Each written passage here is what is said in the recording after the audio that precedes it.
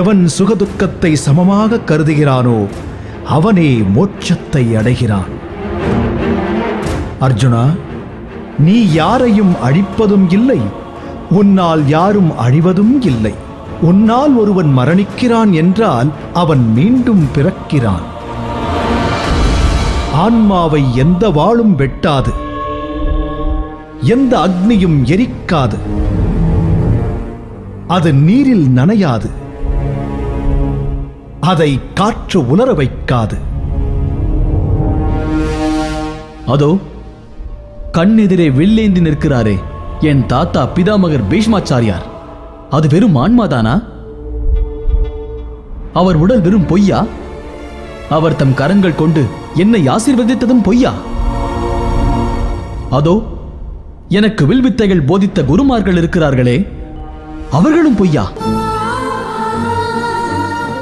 நான் யாரை பற்றி, யாருடைய உடலை பற்றி பேசுகிறேனோ அவர்கள் என் உறவுகள் தானே.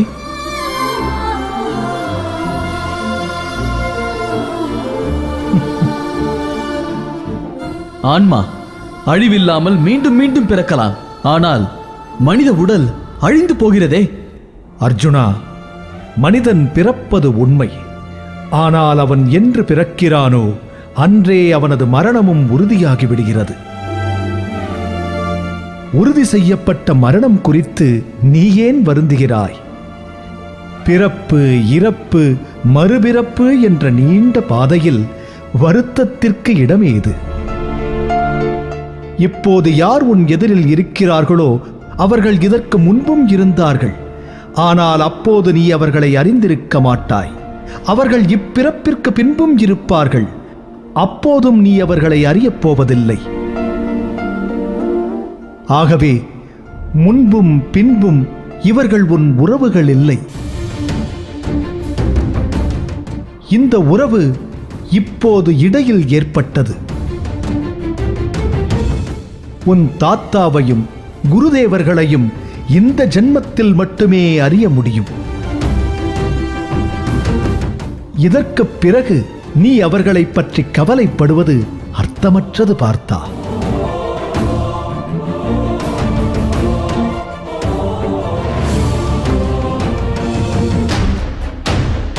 இந்த உடல் என்பது ஆன்மா பயணிக்கும் ஒரு கருவி, அவ்வளவே. ஆகவே நிலையற்ற இந்த உடலை பற்றி கவலைப்படுவதை நிறுத்திவிட்டு உன் தர்மத்தை நிலைநாட்டு. நீ சத்திரிய தர்மத்தை பற்றி கவலைப்படுவதாக இருந்தால் அப்போதும் நீ யுத்தம் செய்ய வேண்டும்.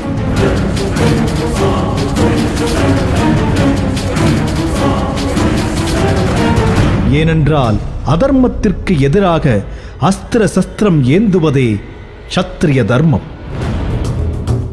இன்று அதற்கும் மேலாக தர்மத்திற்கு எதிராக ஆயுதம் ஏந்தி நிற்கிறது உன் சத்ருவின் படை. ஆகவே நீ தர்மத்தை நிலைநாட்டு, உன் கடமையை நிறைவேற்று. கிருஷ்ணா, பரந்தாமா, கோவிந்தா, எது தர்மம், எது கடமை? அர்ஜுனா, உன் கேள்விக்கு பதில் சொல்லும் முன் நான் கேட்கும் கேள்விக்கு நீ பதில் சொல்.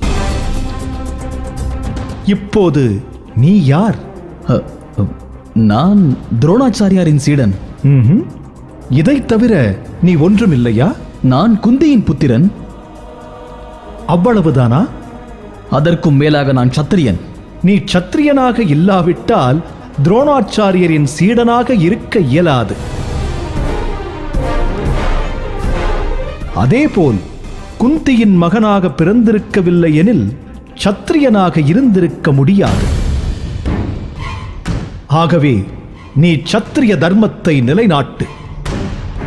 அதர்மத்திற்கு, அநீதிக்கு எதிராக ஆயுதம் ஏந்துவதுதான் சத்திரிய தர்மம்.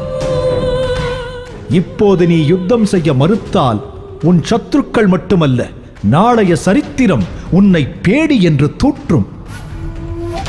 வருங்கால சந்ததி உன்னை கோழை என்றும் பாவி என்றும் நிந்திக்கும். ஆகவே அர்ஜுனா, வெற்றி, தோல்வி, ஜனனம், மரணம், இன்பம், துன்பம் இவைகளைக் கடந்து நீ யுத்தம் செய். உனக்கு வெற்றி கிட்டினால் பறந்து கிடக்கும் இந்த உலகை நீ ஆள்வாய். ஒருவேளை வீர மரணம் அடைந்தால் சொர்க்கத்தை அடைவாய். இதுதான் உன் சத்திரிய தர்மமாகும். இதுதான் உன் மனித தர்மமாகும். என் கைகள் காண்டிபத்தை ஏந்த அஞ்சுகின்றது. கிருஷ்ணா, நீயே எனக்கு கூறு, இந்த யுத்தத்தினால் எனக்கு என்ன லாபம் கிட்டப் போகிறது? அர்ஜுனா, லாப நட்டம், சுகதுக்கம், வெற்றி தோல்வியை பற்றி எண்ணாதே. அவற்றை விடுத்து மேலெழுந்து யுத்தம் செய். நீ கூறுவதைப் போல் என்னால் யுத்தம் செய்ய முடியவில்லையே கிருஷ்ணா. அர்ஜுனா, இதுவரை உனக்கு ஞானம், விவேகம் ஆகிய கண்ணோட்டத்தில் வாழ்வின் தத்துவத்தை உணர வைத்தேன். நீ உன் தனிப்பட்ட லாப நட்டத்தை துலாக்கோலின் துணை கொண்டு அளந்து பார்த்து கொண்டிருக்கிறாய். இதுதான் மாயையின் பாசம், துக்கத்தின் ஆணிவேர். இப்போது உனக்கு ஏற்பட்டிருக்கும் துக்கம், கலக்கம், வருத்தம் ஆகிய மூன்றுமே நல்லதல்ல. நீ லாப நட்டத்தை எண்ணி பார்க்காதே. கடமையைச் செய். கடமை என்பது பெரிய புண்ணியம். அது பவித்திரமானது. இந்த சமூகத்திற்கு நலன் பயக்கக்கூடியது. நீ ஆற்றும் கர்மத்திலே அதன் பலனும் உள்ளது. ஆகவே நீ கர்மத்தின் பாதையில் செல். ஏனெனில் கர்மத்தின் பலன் உன்வசம் இல்லை. ஆகவே நீ கடமையைச் செய், பலனை எதிர்பார்க்காதே.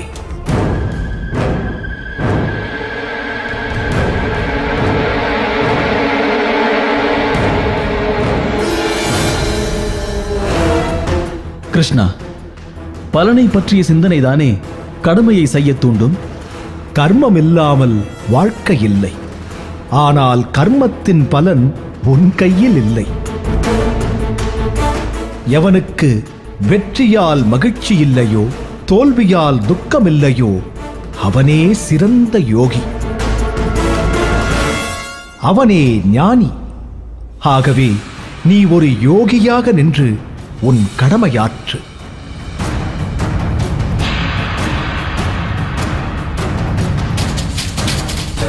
மாதவா, ஞானமே தர்மத்திலும் சிறந்ததெனில் என்ன எதற்கு ரத்தம் பெருக்கெடுக்கும் இந்த கர்மத்தில் ஈடுபடுத்த விரும்புகிறாய்? நான் எதற்கு பலரை கொன்று பாவம் புரிய வேண்டும்? நான் எதற்காக யுத்தம் செய்ய வேண்டும்? நான் யோகியாகி மௌன சமாதி அடையலாமே. பாவமற்ற அர்ஜுனா, இந்த உலகில் இரண்டு விதமான மனிதர்கள் இருக்கிறார்கள். ஒருவன் தனக்குள்ளே கடவுளை தேடி கண்டடைகிறான். அது ஞான யோகம். இன்னொருவன் தனக்கு வெளியே கடவுளை தேடி கண்டடைகிறான். ஆனால் அவனுக்கு தன்னுடைய கடமையிலிருந்து விடுதலை கிடையாது. வீடு பேற்றை அடைய இரண்டு வழிகளே உண்டு. ஒன்று ஞான யோகம், மற்றொன்று கர்மயோகம். கிருஷ்ணா, நான் ஏன் ஞான யோக பாதையில் செல்லக்கூடாது? கர்மமின்றி உடலின் வாழ்க்கை முழுமையடையாது. மனிதன் சுவாசித்தே தீர வேண்டும். அவனுடைய நாசிகள் நறுமணத்தையோ நாற்றத்தையோ நுகர்ந்துதான் ஆக வேண்டும். இசையோ சப்தமோ செவிகள் அவற்றை கேட்டுத்தான் ஆக வேண்டும். காண வேண்டிய காட்சியினை கண்கள் கண்டுதான் தீர வேண்டும். ஆனால் யோகியானவன் எதை காண வேண்டும், எதை காணக்கூடாது என்பதை சுயமாக முடிவெடுக்கிறான். இந்த புள்ளியில்தான் அறிவிலியிலிருந்து ஞானியானவன் வேறுபடுகிறான். ஆகவே கர்மம் என்ற செயல் அவசியமாகிறது. ஏனெனில் செயலின்றி இந்த உடலை நிர்வகிக்க முடியாது. ஆகையால் விவேகமாக செயலாற்று அர்ஜுனா.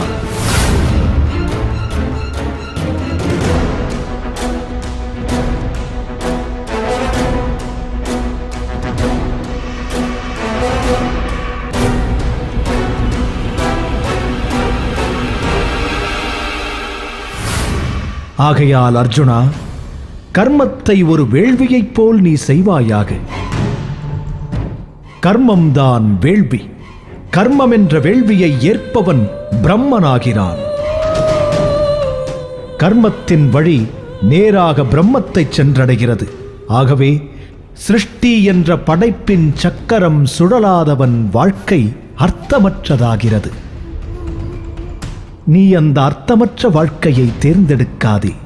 ஒரு சிறந்த மனிதனுடைய வாழ்க்கை உலகிற்கு ஒரு எடுத்துக்காட்டாக மாறிவிடுகிறது. என்னை நீ உதாரணமாகக் கொள். இந்த பூலோகத்தில் நான் காரியமாற்ற வேண்டிய அவசியம் ஏதும் இல்லை. நான் விரும்புவதை அடைய யாரும் தடையாக இருக்க முடியாது. ஆனாலும் நான் உன் எதிரே இருக்கிறேன்.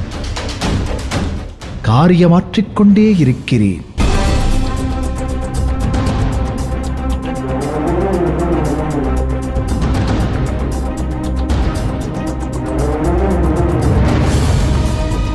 அர்ஜுனா, கர்மத்தை அஞ்ஞானிகளும் ஆற்றுகிறார்கள். ஆனால் அது அவர்களின் சுயநலனுக்கான கர்மம். ஆனால் ஞானிகள் எவரும் சுயநலனுக்காக காரியமாற்றுவதில்லை. ஞானிகள் ஆற்றும் கர்மம் இந்த உலகில் நீதியை நிலைநாட்டும். ஆகையால் பார்த்தா, உன் மனதில் உள்ள பாரத்தை என் மீது சுமத்து. துணிந்து தர்ம யுத்தம் என்ற கர்மம் மாற்று. இங்கே உன் எதிரே யுத்தம் தொடுத்து நிற்கும் பிதாமகர், குலகுருக்கள் மற்றும் உன் உறவினர்களையும் வதம் செய்.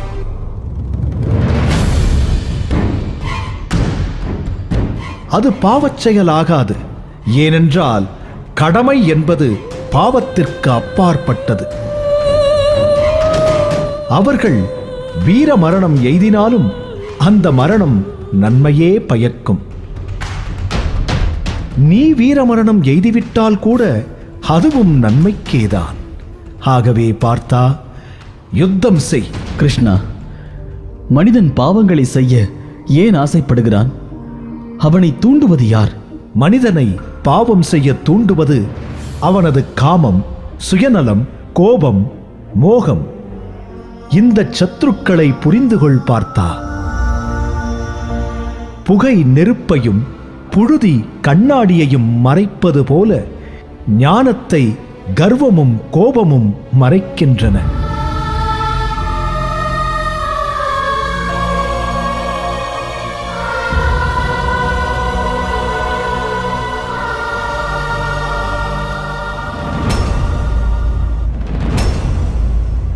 காமம் என்னும் அக்னி ஞானத்தை அழித்து விடுகிறது.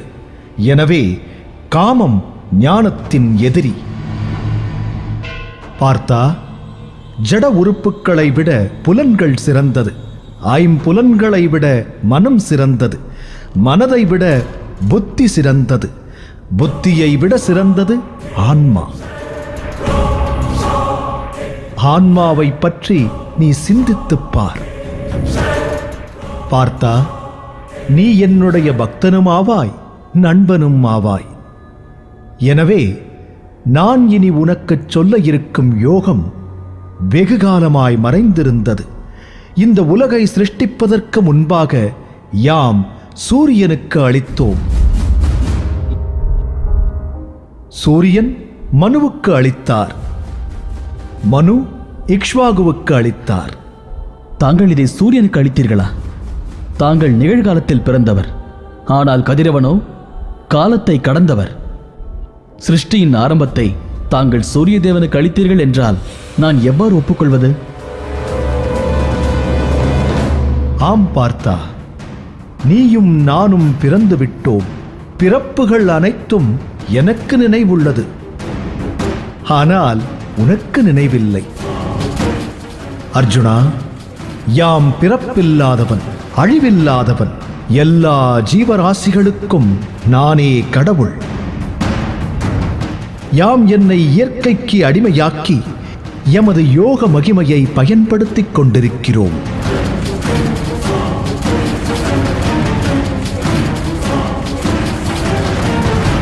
யாம் என்னை இயற்கைக்கு அடிமையாக்கி எமது யோக மகிமையை பயன்படுத்திக் கொண்டிருக்கிறோம்.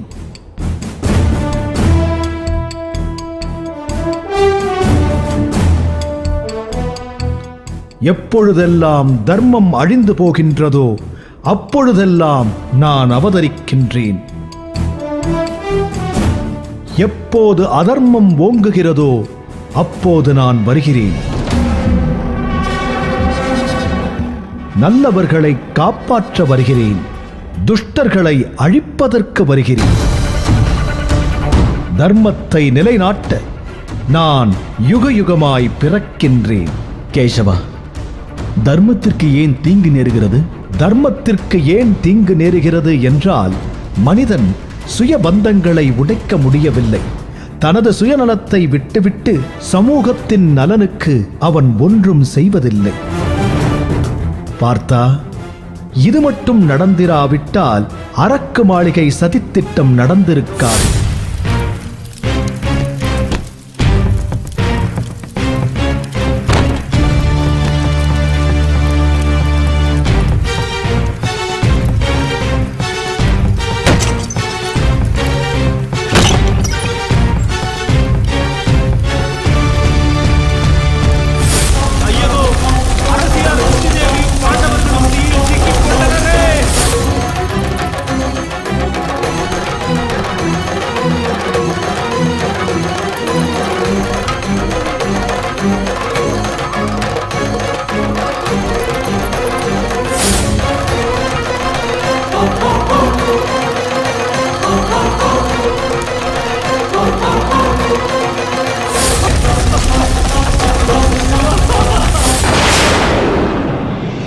கௌரவ பாண்டவ சேனைகள் இப்படி இருபுறமும் அணிவகுத்து நிற்கும் துர்பாக்கியம் ஏற்பட்டிருக்காது. திரௌபதியின் துகிலுரிப்பை கண்டு நான் கோபப்படக்கூடாதா கேசவா? இந்திரபிரஸ்தத்தின் பட்டத்து அரசி, மகாராஜா துருபதனின் மகள், பாண்டவர்களின் மனைவி திரௌபதியின் துகிலுரிப்பை கண்டு கைகட்டி கண்மூடி வாய்பொத்தி நின்றது இந்த உலகம். அத்தகைய சுயநலம் மிகுந்த இந்த உலகம் ஒரு சாதாரண பெண்ணின் மானத்தை பாதுகாக்குமா என்ன? திரௌபதியின் துகிலுரிப்பு உனக்கான பிரச்சனை இல்லை, இந்த சமூகத்திற்கான பிரச்சனை. திரௌபதியின் துகிலுரிப்பை வேடிக்கை பார்த்த இந்த சக்திகள் சமூகத்தின் எதிரிகள்.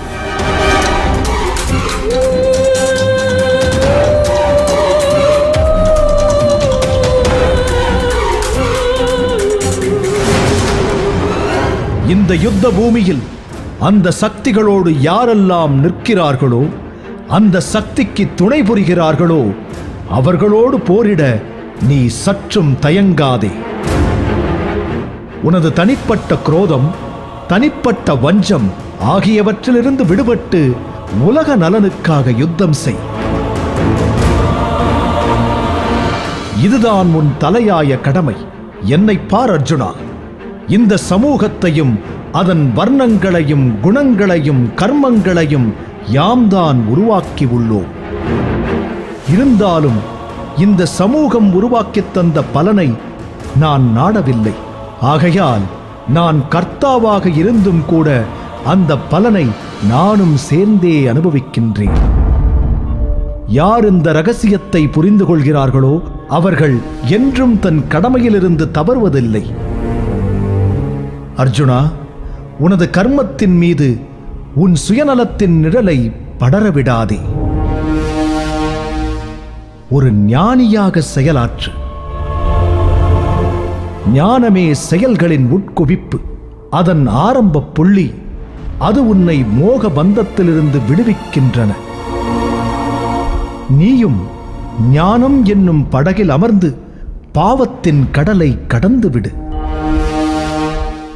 எவ்வாறு நெருப்பு எல்லாவற்றையும் எரித்து சாம்பலாக்குகிறதோ அதேபோல் ஞானத்தின் அக்னி கர்ம பலனின் இச்சை பணி முடிவடையாவிட்டால் அப்போது ஏற்படும் குரோதம் அந்த குரோதத்துடன் சேர்ந்து உண்டாகும் மோகத்தை எரித்து சாம்பலாக்கி விடுகிறது. இந்த மந்திரத்தை இறுதி வரை நினைவில் கொள். இந்த புவியில் ஞானத்தைப் போல தூய்மையாக கூடியது எந்த பொருளும் இல்லை, எந்த தத்துவமும் இல்லை. ஞானமே அனைத்திலும் சிறந்தது. ஞானத்தின் கடைசி எல்லையானது கர்ம சந்நியாசம். கர்ம சந்நியாசம், கர்ம யோகம், இந்த இரண்டில் சிறந்தது எது கிருஷ்ணா? இவ்விரண்டும் ஒன்றோடு ஒன்று முரண்படுவதில்லை. இரண்டுமே நன்மை பயக்கக்கூடியது. இருப்பினும் இவ்விரண்டிலும் சிறந்தது கர்மயோகமே. கர்மயோகமா? இதை விளக்க முடியுமா கிருஷ்ணா? எவன் வேஷம் பேராசையிலிருந்து விடுபட்டு கர்மம் செய்கிறானோ அவனே நித்திய சந்நியாசி.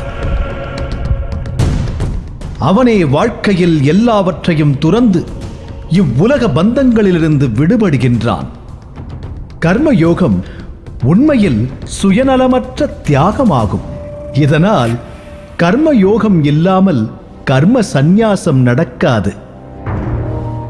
காணுதல், காணாதிருத்தல், கேட்டல், கேட்காமல் இருத்தல், உண்ணுதல், உண்ணாதிருத்தல், விழித்தல், உறங்குதல், வாங்குதல், வாங்காதிருத்தல், விடுதல், விடாதிருத்தல், இப்படி கர்மயோகியின் எல்லா தர்மமும் உலக நன்மைக்காகவே உள்ளது. அதனால்தான் அவன் பாவத்திலிருந்து முற்றிலும் தனித்துக் காணப்படுகிறான். தாமரை இலை போல அது நீரில் இருந்தும் கூட நீரால் பாதிக்கப்படுவதில்லை.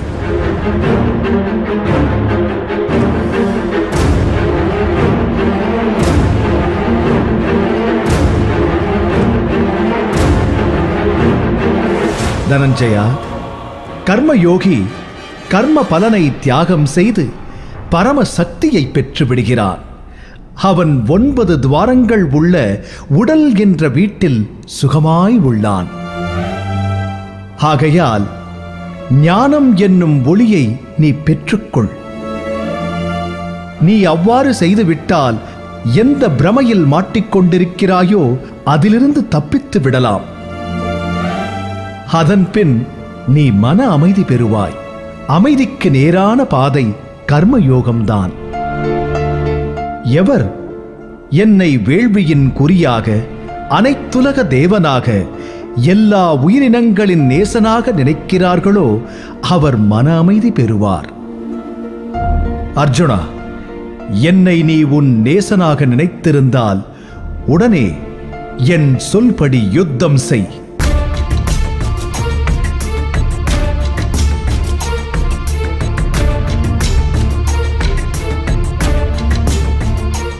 இதன் முடிவை பற்றி சற்றும் சிந்திக்காதே. யார் இருப்பார்கள், யார் இறப்பார்கள் என்பது உன் பிரச்சனை அல்ல. உலகம் எதை சந்நியாசம் என்கிறதோ அதை நீ யோகமாகச் செய். சந்தேகம், வேஷம், பேராசை இவற்றிலிருந்து விடுபட்டு யுத்தம் செய்.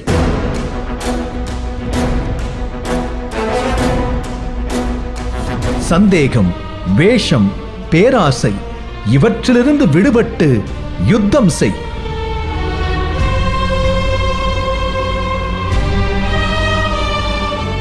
இதை அனைத்தையும் துறக்காமல் எவனும் யோகியாக இயலாது. மனிதனின் கடமை யாதெனில் தன் வீழ்ச்சியை தடுக்க வேண்டும், தாமே முன்னேற முயற்சிக்க வேண்டும். மனிதன் தனக்குத்தானே நண்பனும் ஆவான், எதிரியும் ஆவான். எவன் ஒருவன் தம்மை, தம் மனதை, தன் ஐம்புலன்களை தன்வயப்படுத்துகிறானோ அவனே அவனுக்கு நண்பன். அவ்வாறு செய்ய முடியவில்லை எனில் அவன்தான் அவனுக்கு எதிரி. எவ்வாறு காற்றடிக்காத இடத்தில் தீபம் அணையாமல் இருக்கிறதோ அவ்வாறே மோகம் இல்லாத யோகியும் அசையாது இருக்கிறான். சஞ்சலமான மனதை அதன் போக்கில் அதை நிறுத்து. அது உனது ஆன்மாவின் அடிமையாகிவிடும். பார்த்தா, என்னை ஒருமுறை பார், உற்றுப்பார். எவனுக்கு எத்திசையிலும் எல்லாவற்றிலும் நான் தென்படுகிறேனோ அவன் பாதை தவறுவதில்லை. எவன் என்னை மறப்பதில்லையோ நானும் அவனை மறப்பதில்லை. அவன் இல்லற வாழ்க்கை வாழ்ந்து கொண்டிருந்தால் கூட அதிலிருந்து விடுபட்டு அவன் என்னுள் வாழ்கிறான். எந்த யோகி மற்றவர் துக்கங்களை தன்னுடையதாக பார்க்கிறானோ அவனே உலகில் சிறந்தவன்.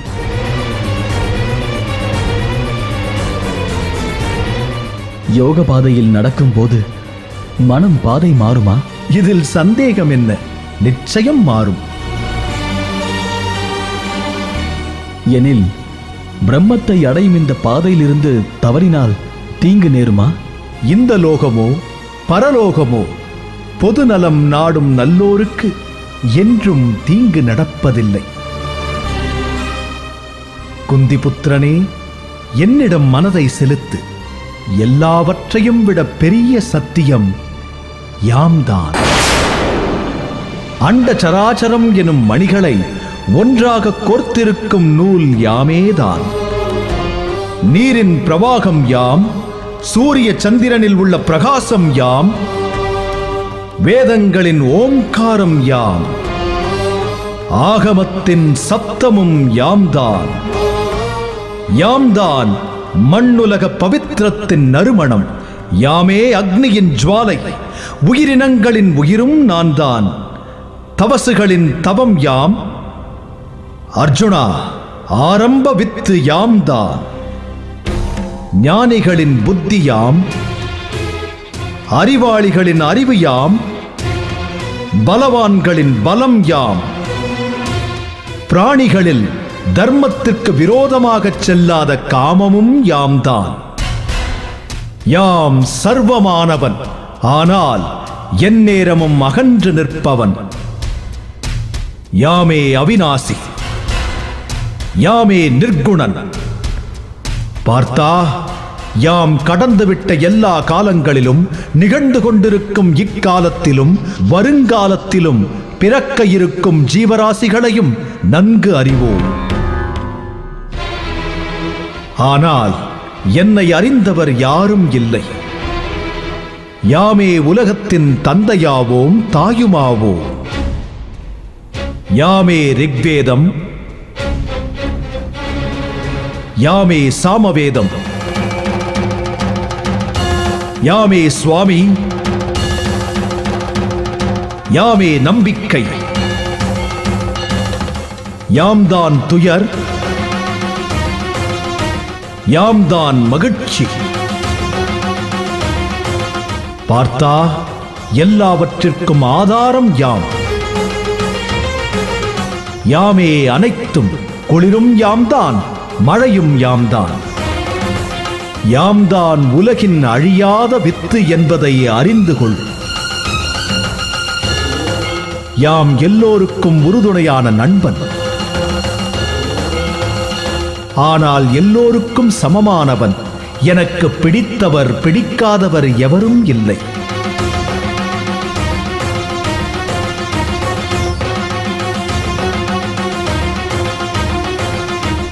ஆனால் எவன் சிரத்தையோடு என்னை வழிபடுகிறானோ அவன் என்னுள் இருக்கிறான், யான் அவனுள் இருக்கிறேன். கிருஷ்ணா, நான் உன்னை எவ்வாறு அறிவது? உன்னை எவ்வாறு புரிந்து கொள்வது?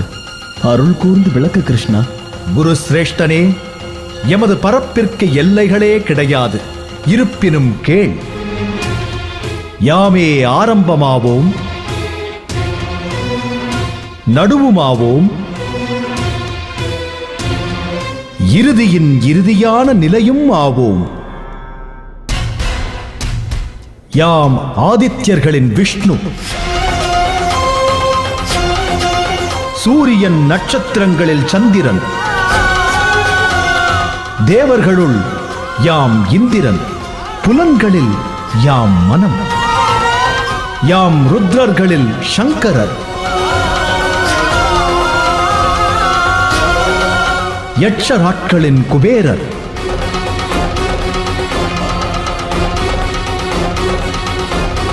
வசுக்களில் அக்னி,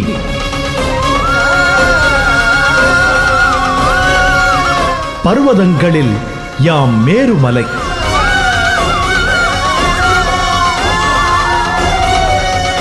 அந்தணர்களில் யாம் பிரகஸ்பதி, சிலாபதிகளில் கார்த்திகேயன்,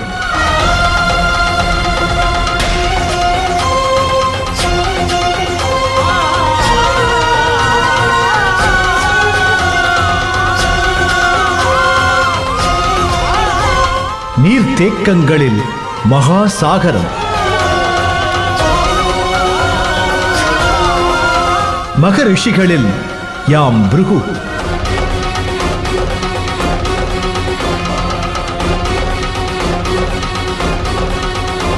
குரல்களில் ஓங்காரம்,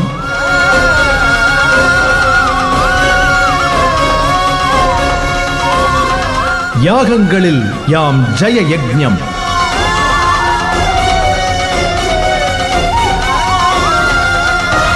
அசையாதவற்றில் இமயம், யாம் மரங்களில் ஆலமரம், தேவர்களில் யாம் நாரதன்,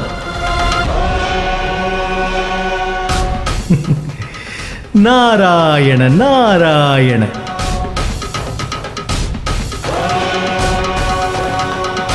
கந்தர்வர்களில் சித்ரதன், சித்தர்களில் கபில முனிவர், யாம் அஸ்வங்களில் அமுதத்திலிருந்து உருவான உச்சஸ்ரவம், யானைகளில் யாம் ஐராவதம்,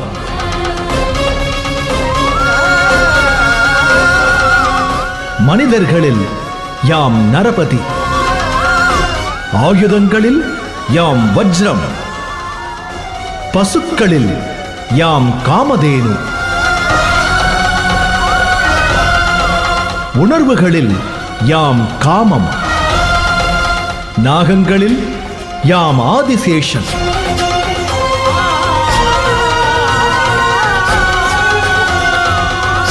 காட்டு மிருகங்களில் சிங்கம்,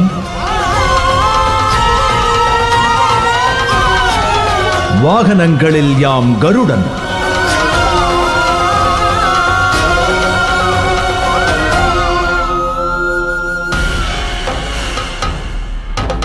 வில் வீரனே யாம் சஸ்திரதாரிகளுள் ராமன்,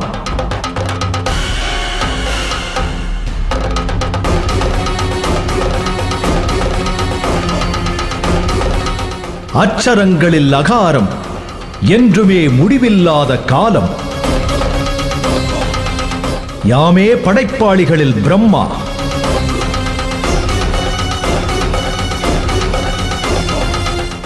யாமே மரணம்,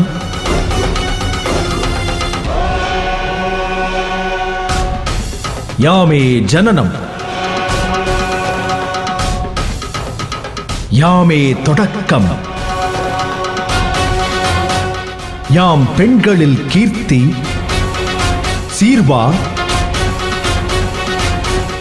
ஸ்ருதிமேத்தா, திருதி,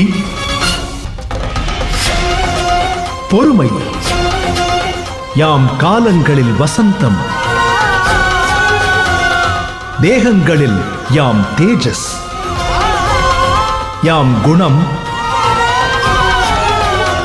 யாம் வெற்றி, யாம் முயற்சி,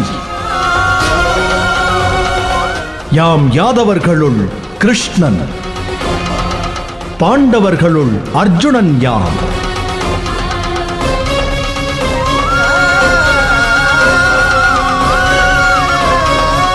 முனிவர்களுள் வியாசர் யாம்,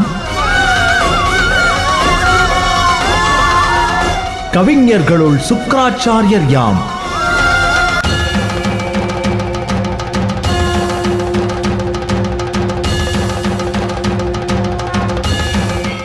யாமே உற்பத்திகளில் வித்து, அசைவதும் அசையாதவையும் யாமில்லாமல் கிடையவே கிடையாது,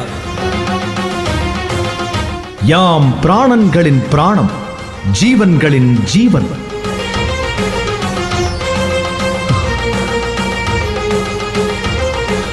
கமல நயனா, கிருஷ்ணா, கோவிந்தா, பரந்தாமா, மதுசூதனா, என் கண்கள் திறந்து விட்டன.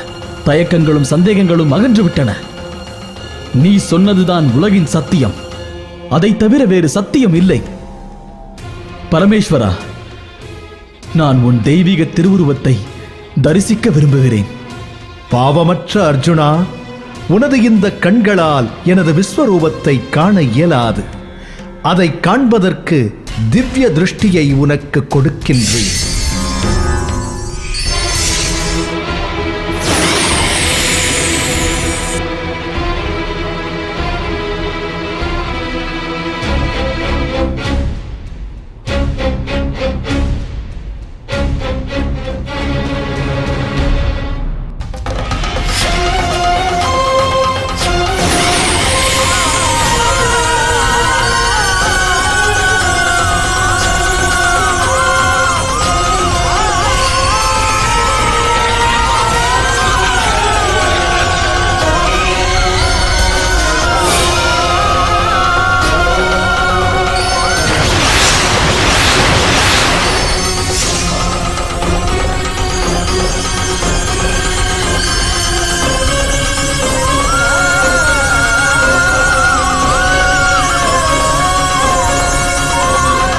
நாதா, காண கிடைக்காத தங்களின் அற்புத விஸ்வரூபத்தைக் கண்டு பிறவி பலன் அடைந்தேன்.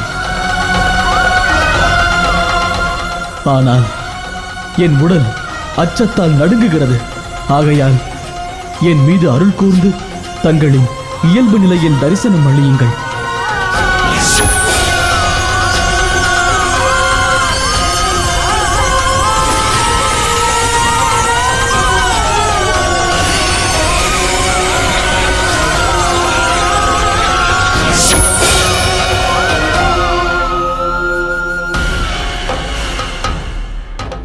கிருஷ்ணா, நீ என்னை ஒரு நண்பன் தன் நண்பனை மன்னிப்பதைப் போல், தந்தை தன் மகனை மன்னிப்பதைப் போல், பகவான் ஒரு பக்தனை மன்னித்தருள்வதைப் போல தயை கூர்ந்து என்னையும் மன்னித்தருள வேண்டும். குந்தி மைந்தனே, நண்பனுக்கும் நண்பனுக்கும் இடையே, தந்தைக்கும் மகனுக்கும் இடையே, பகவானுக்கும் பக்தனுக்கும் இடையே மன்னிப்பு என்ற வார்த்தையே கிடையாது. இவ்வுறவுகளின் ஆதாரம் யாதெனில் அன்பு ஒன்றே. என்னை எவன் முழு சிரத்தையுடன் உபாசிக்கின்றானோ அவனே சிறந்த யோகி. ஆகையால் அர்ஜுனா, உன் பக்தி சிறந்தது. சிந்திப்பதானால் என்னை மட்டுமே சிந்தி, வணங்குவதாயின் என்னை மட்டுமே வணங்கு. அர்ஜுனா, எம்மிடம் மனதை செலுத்து. நீ இதை செய்துவிட்டால் யாம் உனக்கு வாக்களிக்கின்றோம், எம்மை நீ முழுமையாக அடைந்து விடுவாய். அர்ஜுனா, யாம் உம்மை அனைத்து பாவங்களிலிருந்தும் விடுவிப்போம். ஆகையால் சோகமடையாதே தனஞ்சயா, சோகமடையாதே. எம்மை நம்பு. என் பக்தனே, யாமே கர்மம், யாமே யோகம், யாமே பக்தி, யாமே அனைத்தின் ஆரம்பம் முடிவும் இலக்கும் ஆவோம். ஆகையால் யோகியைப் போல் கர்ம யோகம் செய். கவலையை விடு பார்த்தா, கவலையை விடு. எம் மீது விசுவாசமாக இரு. மாமனிதனே, காண்டீபத்தை எடு, யுத்தம் செய்.